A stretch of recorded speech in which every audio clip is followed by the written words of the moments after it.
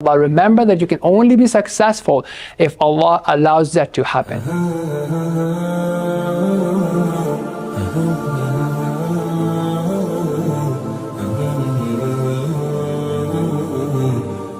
يا أيها الذين آمنوا استعينوا بالصبر والصلاة إن الله مع الصابرين ولا تقولوا لمن يقتل في سبيل الله أموات بل أحياء ولكن لا تشعرون. Don't be a loser. Here Allah subhanahu wa ta'ala is actually commanding us to seek help and to rely on the two pillars of success, and part of that is also a reminder to not be a loser, to stop wasting time. And the two pillars are discipline, patience. What is discipline and patience? It's to do what you should be doing, even if you dislike to do it. It's to control what you are saying and to say the right thing, even if you dislike it, even if it's hard. To work hard, to get up, to get out of the bed, to keep putting in effort. That requires discipline and that requires patience. And as you do that, do not become negligent of your prayers, of your submission to Allah, of your trust in Allah. Remember that you can only be successful if Allah allows that to happen. So these are the two key things. Now, what I'm seeing a lot of us, our youth and our adults and our graduates and so on and so forth, what are they doing?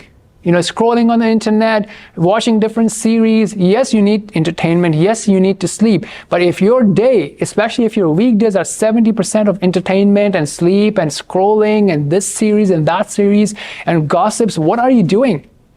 I would highly recommend just go online and look at top performers for your age. And just don't look at your own country. Look at globally. Look at people in China, look at people in Israel. See what they're doing, what their youth are doing, what they do when they're 18 years old, how hard they work, and what kind of level of competition are you doing?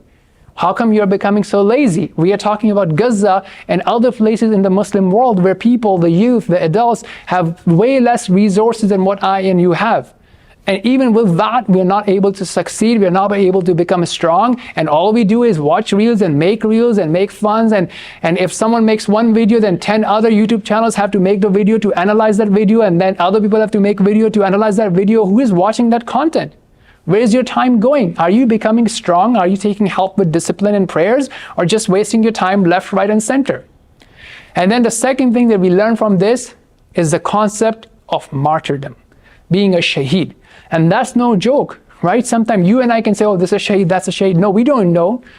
But we are reminded of two things, that we can have good hopes that if someone dies and gives us his or her life, protecting the religion of Allah, they have to be sincere in doing it for the sake of Allah, not for their own pride and own motives, but doing it for the sake of Allah. And obviously such a person would be committed to Allah and observing the religion of Allah and so on and so forth. The judgment is in the hands of Allah subhanahu wa ta'ala. We can have good hopes and we can make dua for them.